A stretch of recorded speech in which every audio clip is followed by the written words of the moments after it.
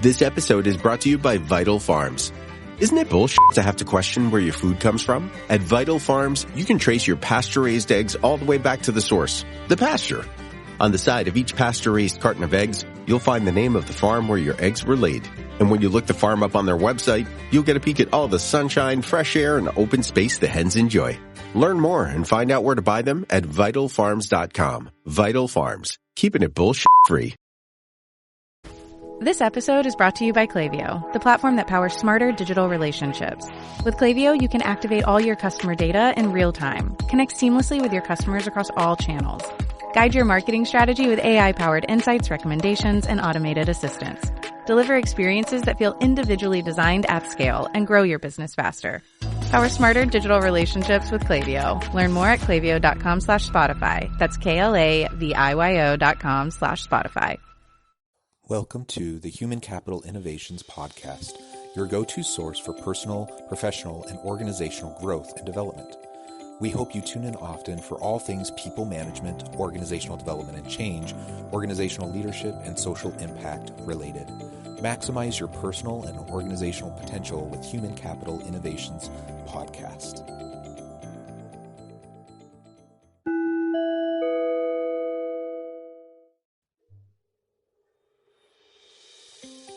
Welcome to the Human Capital Innovations Podcast. In this HCI podcast episode, I talk with Dr. Eric Russell, HCI Research Associate, as we continue our weekly Servant Leadership Series discussions. This week, we discuss developing people and Dr. Jim Laub's work on the topic. Dr. Laub is best known for building the Organizational Leadership Assessment Instrument that measures servant leadership within organizations, as well as job satisfaction of followers. As part of his work, he identified 3 areas that we need to focus on. We need to, number 1, provide opportunities for learning and growth. Number 2, model appropriate behavior. And number 3, build up others through encouragement and affirmation.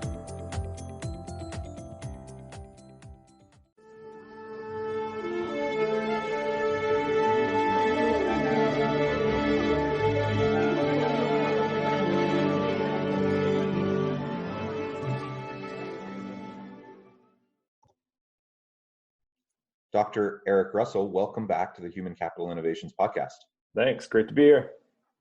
It's wonderful to have the opportunity to continue our weekly servant leadership series where we discuss different aspects, principles, facets of servant leadership.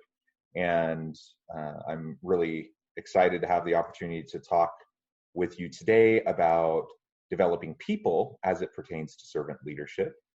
For listeners who may have not had the chance to listen to the previous episodes in the series, each week we're taking a different aspect of servant leadership and exploring it, and Dr. Eric Russell has been joining me for each of these discussions. Eric is an HCI Research Associate, and he's an Associate Professor of Emergency Services at Utah Valley University. Eric, would you like to start us off with a brief description of this attribute, this concept of developing people as it pertains to servant leadership?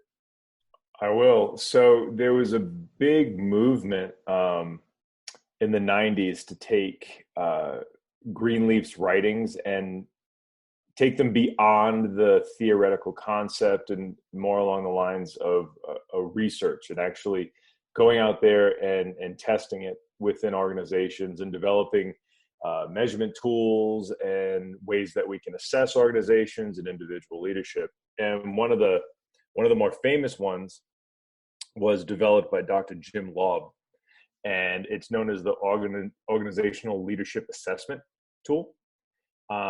It has been used, by many corporations and organizations to do servant leadership measurement, as well as a ton of dissertations throughout the universities to actually do research within nursing, law enforcement, fire and rescue, marketing, higher education, K-12 education. And it measures the level of servant leadership within an organization. It breaks it down into different components. And it's been added to probably, I would say in the last, I'm going to butcher this, maybe the last 5 or 6 years, but they added the job satisfaction questionnaire to the OLA. So not only are you measuring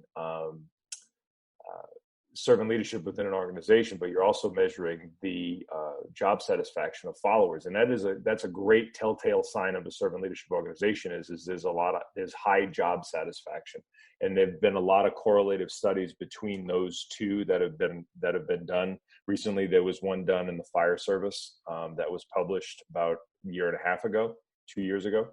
So yeah, it's pretty cool because it's a good thermometer for agencies and organizations on where they are, especially ones that claim to be servant leadership organizations. And it's like, you're not, but we can get you there.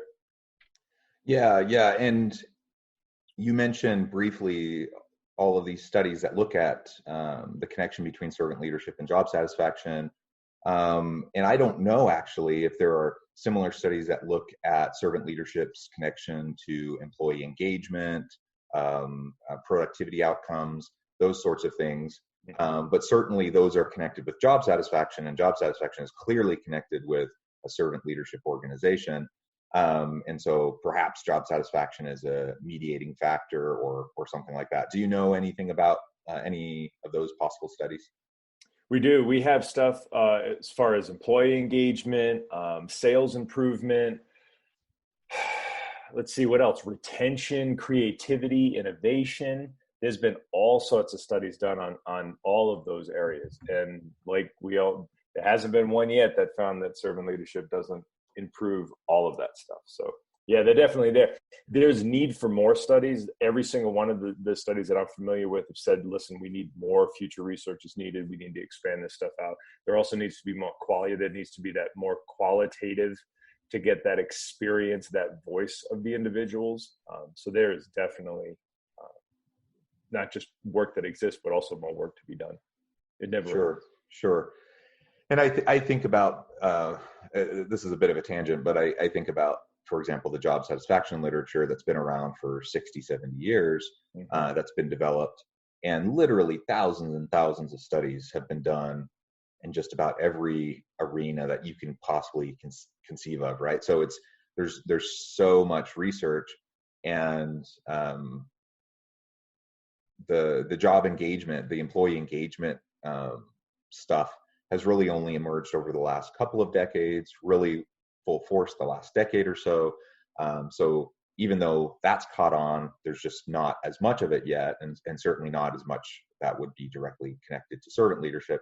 So I think there's definitely a lot of opportunity for people to do meaningful research in this area, but also not just academic research, right? Not just the ivory tower type of research, but practitioner-oriented research that's very applied, that will allow leaders to better understand what they're doing well, what perhaps they need to work on, and how that's really translating over to how their people are feeling supported, empowered, and have the opportunity to be their best selves in the workplace.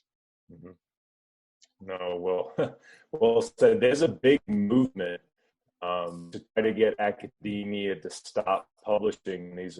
It's publish or perish. You and I both are in academia. We understand the way academia works. You do these studies that are meaningful and you publish them in journals, and the only people who ever read them are grad students and maybe some of your colleagues. And so there's this push to get the information out into the trade publications, and I've been trying to do that as well.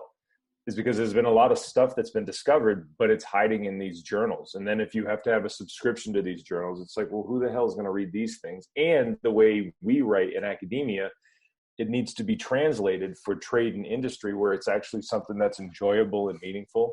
So yeah, I agree with you. These studies can't just be done and published in these journals. And we have to ask, are we really getting our money out of academia when that's all that we're doing?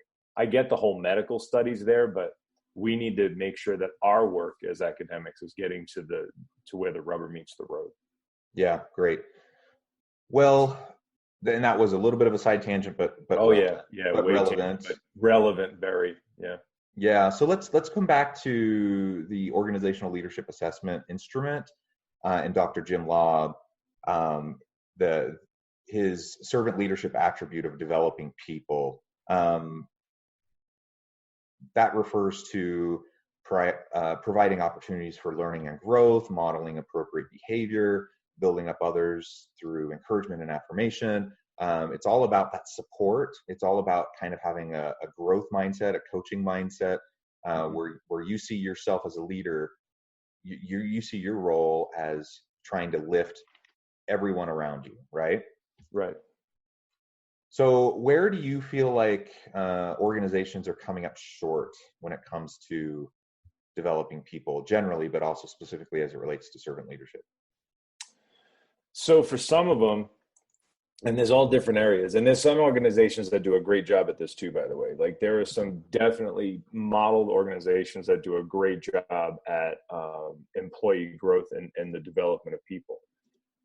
But one of the things is we hire an individual in for a very specific job, and they're going to do this very specific job. And we don't think about the future. We don't think about that word that I love, succession. We need to think about what is the future for these people, and we want them to stay with our organization. We want to mold them. We want to train them. But one of the first things in like an economic downturn and what companies are facing right now that they cut is employee development. So they cut money to send people to conferences and to training programs and all. So people just stagnate. So they come out. Then another thing that a lot of organizations cut is, especially public organizations, is they cut educational benefits. So they give you some type of a stipend to go to school to improve your education. So you hire people in with, let's say, an undergraduate degree. Normally there might be some type of development where they can go on to get their graduate degree. So if you own, let's say, a financial company, and you want to bring people in, younger people, to get just fresh ideas, some of those companies have employee benefits where they can go on and get their master's degree. And even some companies like Starbucks, they negotiated a deal several years ago, and this is one of the best I've ever seen, with Arizona State University. So if you are an employee of Starbucks, you can literally go to a very highly regarded R1 research institution and get your education there, and it's going to be paid for by your company. So it's definitely those opportunities. But the other thing is, organizations have to see that this investment in the developing of people benefits them as an organization. Because if you think about bringing somebody on from the outside, and let's say it's into a middle management position, realistically, and depending on your operation, but realistically, it's going to take that individual at least a year to get solid footing and an understanding of your operations, of your policies, your procedures, your guidelines, and all of these kind of things. They have to learn to navigate the waters. All right. So when you have that succession mindset, that developing people mindset to get them to those next levels, and we're not even talking management and leadership either. We're talking about, maybe it's somebody who's really creative, a young person that you brought in that's like, they would be a hell of an engineer. They would be a fantastic engineer, that you have a way to develop these people and pathways for them to grow into those positions, because if not, you're going to lose them. They're going to go away, or they're going to stagnate. So there's all of these different areas of focus. There's all these different ways of going at it. But that's kind of my 36,000 foot view of developed people and why it matters.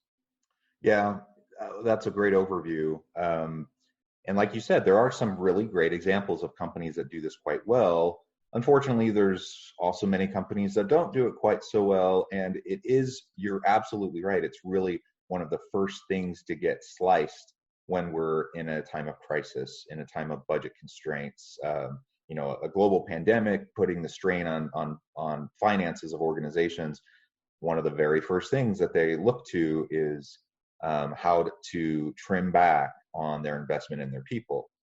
Which I get it to a certain extent, but because it is seen as kind of discretionary, it's optional in the minds of executives. but it is also a little bit short-sighted. When I think of the human capital perspective as it relates to other forms of capital within a business, I mean, think about you have, so anyone who's taken Econ 101, you talk about property, plant, equipment, you talk about financial capital, you talk about intellectual property. You have all these different forms of assets and capital at the discretion of leadership in an organization to move forward the purpose of the organization and to provide the products and services and value to the shareholders, et cetera. Companies put a lot of time and energy in investing in, maintaining, and upgrading other forms of capital. So, for example, years and years ago, in another lifetime, I worked in a factory when I was saving up money for college. I worked, one of the jobs I had in the factory was working on one of those giant big press machines. I don't know if listeners have ever been in a factory to really get a picture of what I'm talking about, but these big machines, might be 20, 30 feet tall, 20 feet wide, this giant piece of machinery. And one of the jobs I had was there would be a pallet of sheet metal that would be delivered to me on a forklift. And then I would take a sheet of metal and I'd put it up on top of this big press machine. And then I'd press a button, and then the machine would come down and clamp it and shape it and create this form, which I would then take off and I put on another pallet, and then it would get inspected for quality and blah, blah, blah.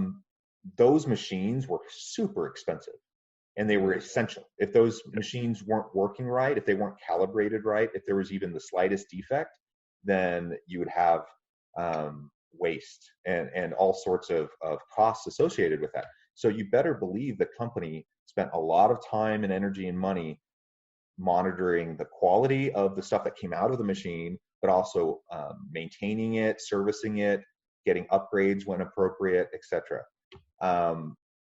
If a company is so tuned in to the importance, the necessity of investing in and valuing other forms of capital, it does blow my mind a little bit when they forget the essential and necessary element of the human capital that they also have in their organization.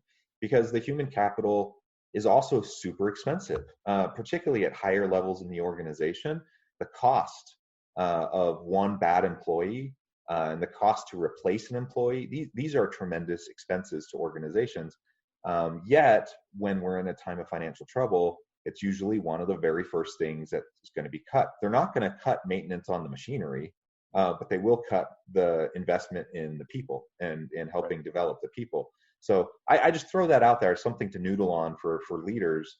I get the financial pressures, and I get why some elements can be seen as necessary versus optional. I just don't think it's as optional as a lot of leaders often make it out to be. Another thought I had, and interrupt me, Eric, if I've shared this with you previously. I don't think I have, but years ago when I was working in South Korea, I learned a lot of proverbs, and one of the proverbs based on Confucius and Buddhist teachings was this idea of bluer than indigo. Have I shared that with you before? You have, but go ahead. I actually really like this. If our listeners haven't heard it, they need to. So I'll be brief since I've shared it previously, but bluer than indigo, the basic idea is that, and remember, in Eastern cultures, there's a lot of value and respect for your elders, for your teachers. Okay. So they're revered, they're looked up to. The idea of bluer than indigo is, if I'm truly a great teacher, I'm going to be focused not on my own success, but I'm going to be focused on the success of those around me, those people that I'm teaching, those people that I'm training, those people that I'm leading. So if I'm a great teacher, that is manifest through the greatness of those around me and the fact that I actually help them surpass my own greatness, right? So I help them become bluer than indigo. Indigo is the bluest of blues, vibrant blue.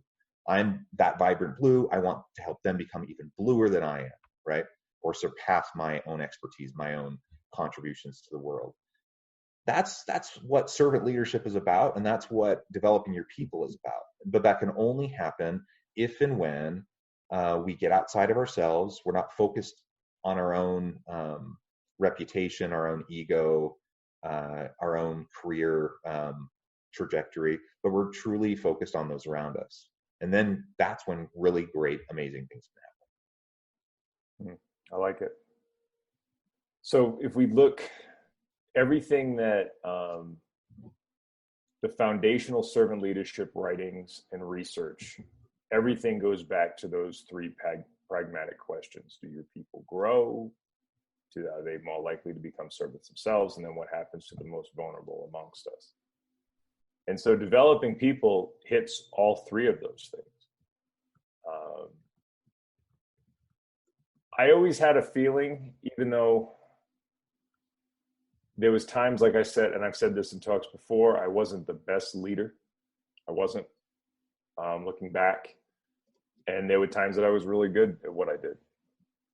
And one of the things I always prided myself on, and maybe pride is the fastest way to get to hell, but it was that my people were better than I was. I would always strive to make my crew that was with me, my team, I wanted each and every one of them eventually to just take my position. Like, that's the whole goal, is either I move on, I retire, which I did, but I wanted them to be able to step into my position. And I had the opportunity to work with and supervise groups where every single one of those individuals at one point were capable of taking my position. And they were very, very good at what they did. And they're all officers and chief officers today.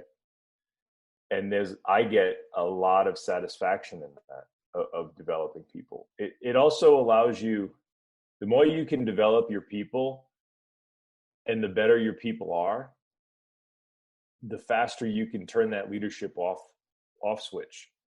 You know, you can turn that switch to off, and you don't have to do that direct management over people. You don't have to constantly supervise and overlook, because you just know that they've grown and you've helped develop them into, well, you know, or better than you, better than, bluer than blue kind of a thing. And it benefits you as a leader to have your people that way. If your people have to constantly ask you questions, if your people are stagnated, if your people are not growing, your job is harder as a leader. And the thing is your money as a leader doesn't change. So what do you want to do? You want to answer your phone at 3 a.m. constantly and be woken up? Or do you want to know that you got a team of people who can take care of it? Now, that doesn't mean if you have a massive situation, a massive incident, you as a leader are responsible to be there. But the day-to-day mundane of an organization should be able to run without you even being there. You should be a steward of that organization at some point where you're going out. You get to now relate into the community at large. Go get those new contracts. Go schmooze money. That needs to be your job. But the only way that you can do that and not be popping, 13 Tums a day because your ulcers are flaring up is you develop your people. Because when your people grow and they've been developed, they can now model you. So what does Greenleaf say? Do they themselves become servant leaders? And then what does Laub's attributes say about develops people? It asks straight up, do those individuals, do they have behavior that can be modeled, i.e. your behavior? So all of that comes in to make you more money and free time. And like you used the key word, I just had that paper come out on green soup leadership. The problem with servant leadership in organizations is always ego. It's always ego. Oh, I'm going to spend this time and this money to develop these individuals for what? For what? And it's like, so you can benefit, so you can make a lot more money, so you can have a lot more free time. That's what happens. I always like to bring this back to the rational selfishness of the leader, is you benefit by developing your people.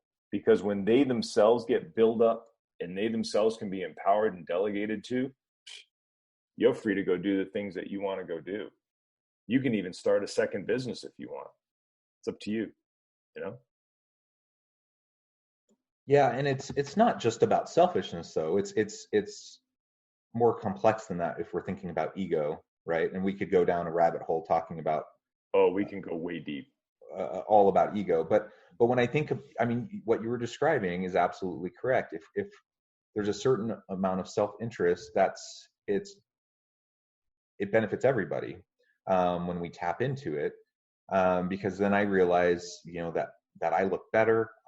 My team is more productive when I let go of control. I empower people. I delegate more, and I support them and I lift them up.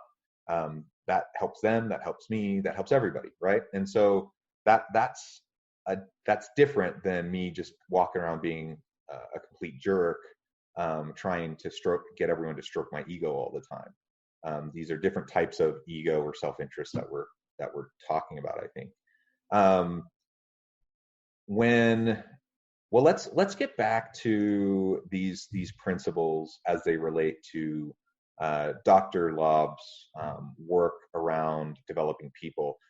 Three specific elements, and maybe we can take each in turn.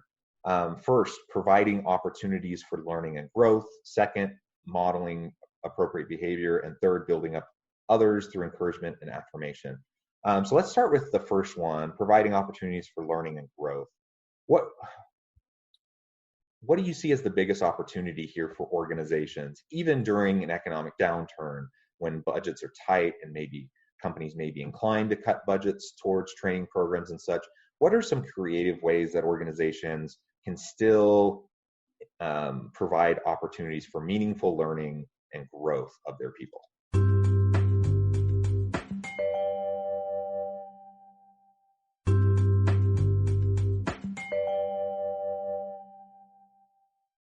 Well, one of them, which is the least expensive, is mentoring and job shadowing.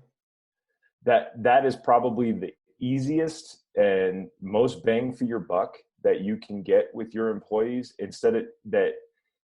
But it needs to be a culture of mentoring, not, oh, this is Jack and he's your mentor. There needs to be more than that. Then there also, employees need to be your people need to be able to see and flock towards individuals that they themselves would love to one day become.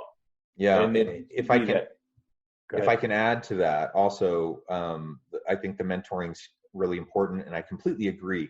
I mean, there can be structured mentoring programs, but you can also create a culture of mentoring and coaching where everyone just feels it's their responsibility to mentor and coach everyone around them, right? Yeah. And then everyone's supporting each other, and that's wonderful. But things like job shadowing are also great in that way. But something as simple as job rotations, moving people around so they're in different parts of the organization doing different tasks. There's so much research that shows that drives up employee satisfaction, employee engagement. It drives up the learning that happens because they're being cross-trained, cross-functionally.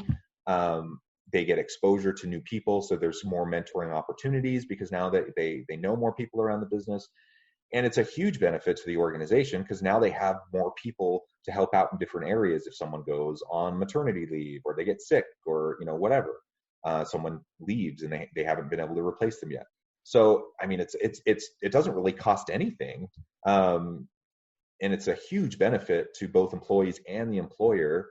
So why wouldn't an organization do mentoring or job shadowing or rotations if it's that simple? Because we've always done it this way. That's the answer. That's always the answer of whenever I ask an organization I'm working with, I'm like, why wouldn't you guys maybe implement something like this? And they're like, well, because we've always done it this way.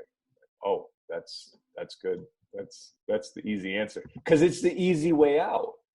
But the cool thing is, so the military understands this, and nobody understands this better than the Marine Corps. That's why every single person in the U.S. Marine Corps, regardless of their MOS, so regardless of their job and what they do, they're all riflemen, every single one of them.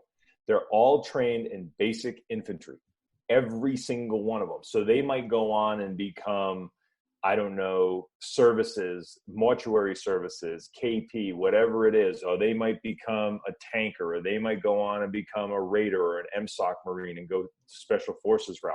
But they're all that basic. They can all step into that. They all have that understanding. So if this piece gets moved, another piece can move right in. And like you said, for things like maternity leave, FEMLA, for, you know, the individual themselves gets sick or injured or in a car accident or something like that. It's not, well, Jan didn't show up to work today, so therefore everything stops. It's no, everybody shares in these responsibilities because they've all been trained in it, and we can move these pieces around. Another thing that happens in organizations is job protection. Is people become afraid that if other people learn to do their job, then they're out. And you know what? That fear is legitimate for a lot of people, because there's been a lot of firms that use their people to train foreign groups that have come in here. And then the next thing you know, their organization's been outsourced and sent overseas. So they trained up some people, and the next thing you know, it's gone. So there is that job protection element, that fear element that people have about sharing information. It's like, well, if other people know how to do what I do, well, maybe I'm just not that valuable anymore and I can be replaced. So you have to have an organization that definitely pulls down those barriers, because again, those are legitimate fears that people have. And that's another issue. Yeah. It's that frustrates me. You're absolutely true, but it just is evidence that the company doesn't actually value their people, and they have no loyalty to their people. I mean, which is kind of the opposite of what we're talking about. You invest in your people, you help develop your people so that you can show them your commitment to them and engender commitment back towards the organization, and it lifts everybody. So if that's what we're going for, doing what you just described, which is not uncommon, completely undermines and erodes your efforts to really develop your people. So that does frustrate me when I hear about organizations doing that. And it is a legitimate concern of employees if they've seen evidence of that happening.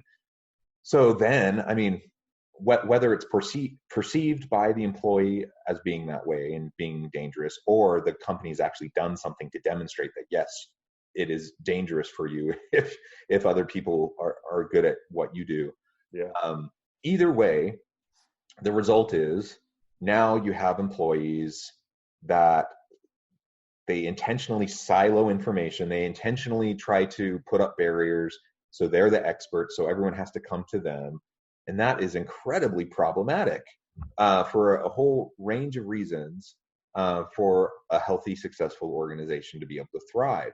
Because inevitably you end up having these people become these arbitrary gatekeepers that with all this control and power beyond what maybe their job title even is, or their role in the organization, because everything has to funnel through them, and things get clogged up and slowed down, let alone, nobody's there to do their job if they leave.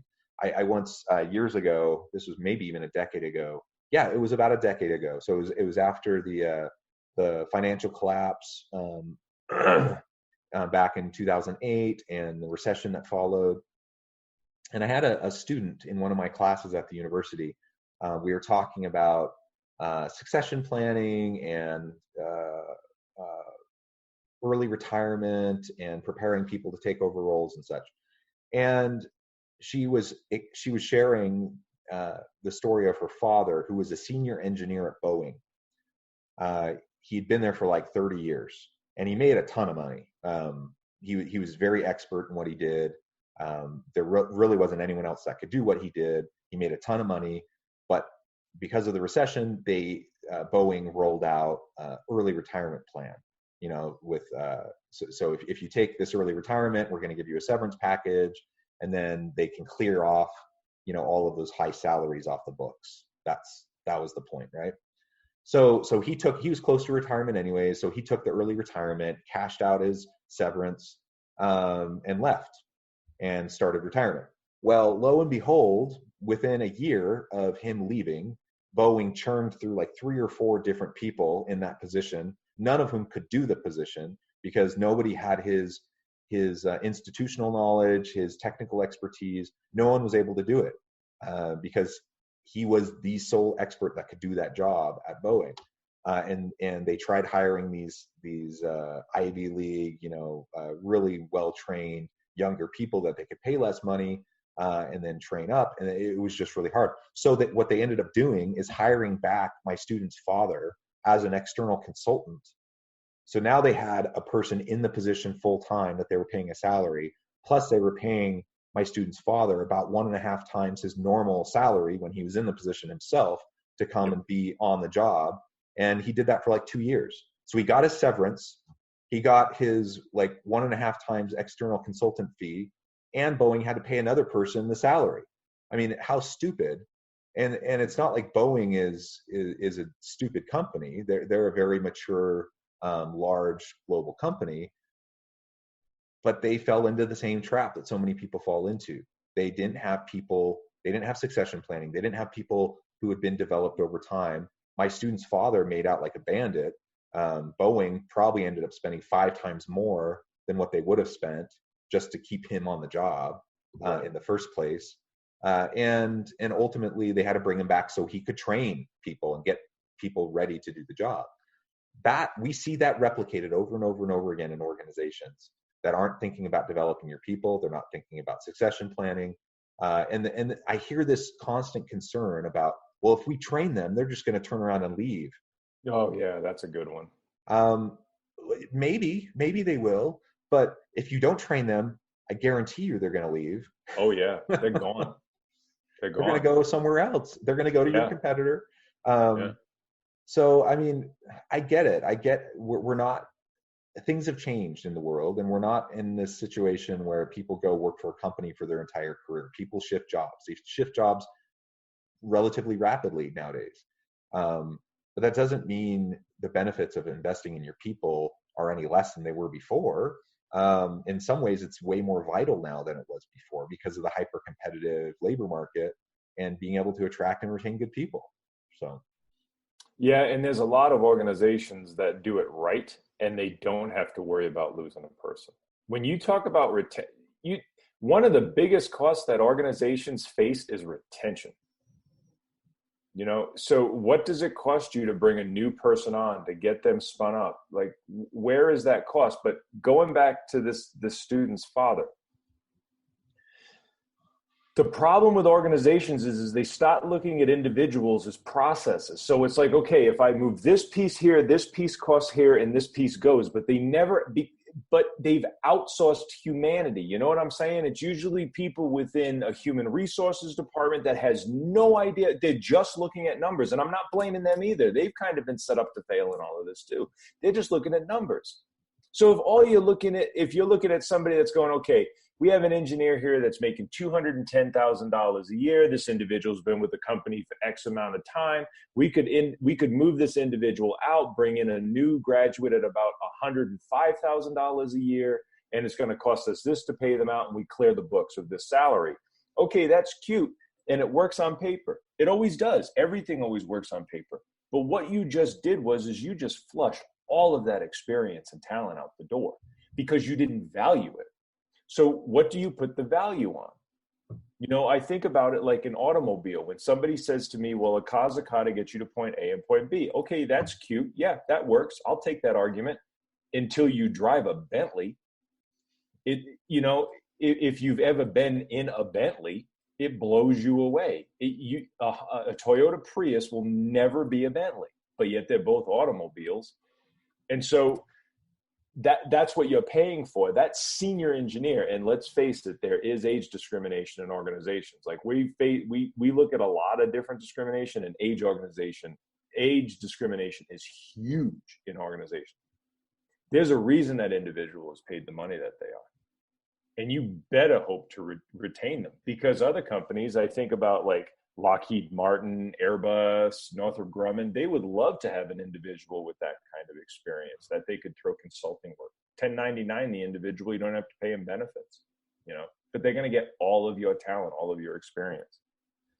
the companies that get this, the whole developing of people, I always go back to tech, because I just think a lot of tech understands Maslow's hierarchy of needs, and they develop people. They help their people develop. They give them lots of opportunities, and they also take care of the ancillary crap that you have to deal with on a day-to-day basis. It's just being a human being, and they take care of those things too. But I don't blame the human resources that make those decisions, because they're just looking at numbers. I blame the organizational culture itself that doesn't value talent and how much talent you're going to lose.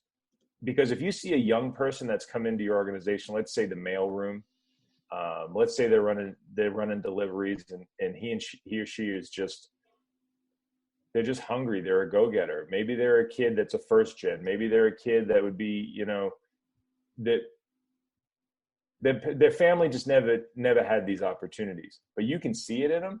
Well, what do you think you're going to get if you develop this individual? You get them educated and spun up. You think they're going to leave, or they're going to be loyal? Because that's the thing about working class people. I grew up in a working class family, and all of my family stayed with the organizations that they worked for their whole lives. After they served in the military, they hired on with, say, a factory or a fire department or a police department or a hospital or something like this. And they stayed with those organizations loyal their whole entire life. This is a new thing. This whole thing of, well, if we develop them, they're going to leave. No, it's more about the culture of people jumping ship and balancing your books on the backs of human beings. Yeah, this is a new culture. This is a new way to be. Yeah. Well, and you said something that I think leads into the next point, modeling appropriate behavior, because it is so much of this is built on the culture of the organization that derives from the modeling of the business, of the leaders. I mean, there's processes, policies, procedures that certainly influence culture. They certainly influence how these types of things get handled within an organization. But we all know that if a leader pays attention to something, that's what the employees put their focus on. And if a leader does something, that's what the employees put their focus on, regardless of what policy says, right? Yes. Yes. And so modeling is so vital. It's so important. And if you have senior leadership, C-suite executives who not only say the right things, but they display these behaviors, and they show to their employees that these are the types of things we want to see you doing, and they reinforce that over and over again, then it will emerge. Even if you have a bunch of kind of uberly self-interested, ego-driven people at lower levels, they will still do it because they will see that as their path to getting forward. They won't be able to get ahead in the company unless they follow the model of the leaders that they are working under. So, I mean, I always hope and wish that people would do things for more intrinsically motivated reasons, but ultimately doing good is doing good. And right. if people are doing good behaviors, they're doing good behaviors, and they're helping people, and they're strengthening people, they're lifting people. And then I don't actually really care what's going on in their head, as long as they're doing good things. Right. So modeling is so important. The last one before we finish off today, building up others through encouragement and affirmation. How can organizational leaders do encouragement and affirmation in a way that seems sincere and not hokey, not fluffy? Well, so in one of my books, I have a thing that's called the $5 gift card. Like, don't send me a $5 gift card. That in an organization, that's like the worst. And then if you're given an award every month and bringing somebody up on stage, and it's the new person every month that's coming across the stage, those are very disingenuous actions as far as I'm concerned. And I could go into detail about my own experience with this in the military. One of the biggest things that you can do for somebody is you can just give them a compliment. A real, honest, not all the time, not constantly praise. If you're one of those managers that's constantly telling your people that they're awesome, then that's just some pre-recorded line that you have going into the message. I'm talking about you physically go down and find somebody that did something awesome and you thank the hell out of them. And if you want to do something for them, money, maybe a couple of extra days of vacation, be like, you know what? Here's an award. We had that in the DOD. You're allowed to get a time off award for doing something great. And it comes with a shift that's off. But they're not given out constantly. They're rare, and they're for somebody going above and beyond. Another thing is, don't praise people for doing what they're expected to do. One of the reasons that compliments and affirmations and appreciation, one of the reasons that those things fall flat and followers just see through them is you're just giving them compliments for doing the thing that they're being paid to do. They're like, yeah, I'm a professional. I came to work. This is what you're paying me for. Save it for when they go above and beyond. Maybe they come up with a different process of doing things. Like, I think of that machine that you talked about. Maybe you're in there at 2 a.m. because your phone rang and you're helping the machinist in there troubleshoot this thing, and you're not on the books and you're not getting paid for it.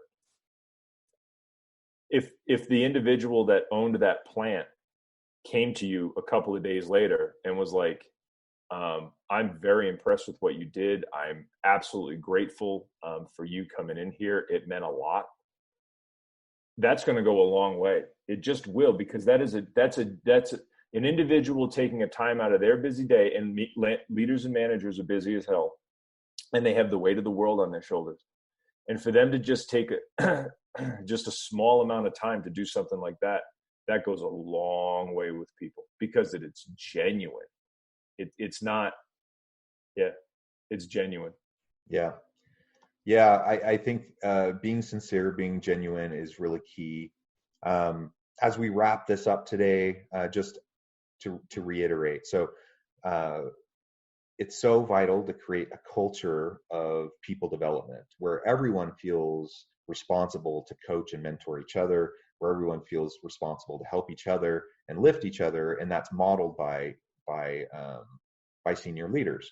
We talked about 3 specific elements: the providing opportunities for learning and growth, that modeling of appropriate behavior, and building up others through encouragement and affirmation.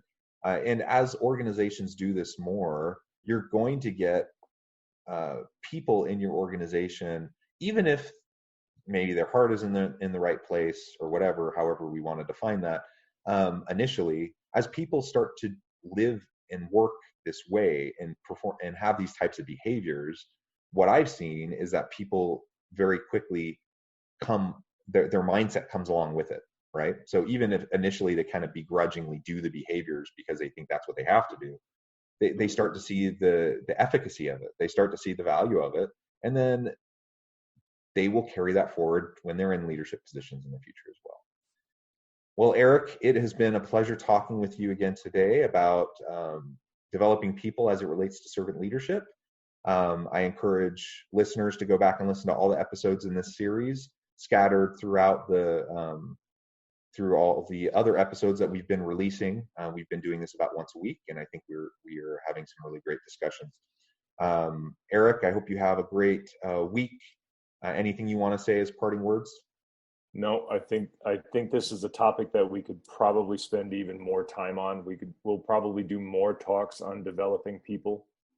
In the end, it's one of the best things to teach leaders, because they benefit and the organization benefits as your people are developed. Absolutely.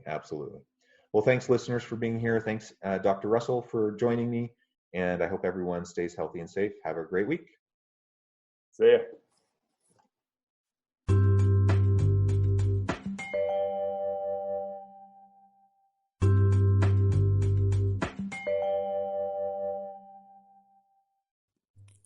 Thanks again for joining us for this episode of the Human Capital Innovations Podcast.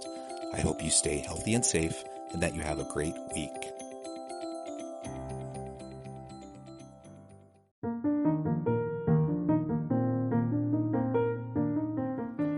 Check out our new weekly LinkedIn newsletter, Alchemizing Human Capital, exploring industry trends via original research and interviews with executives and thought leaders from across the globe.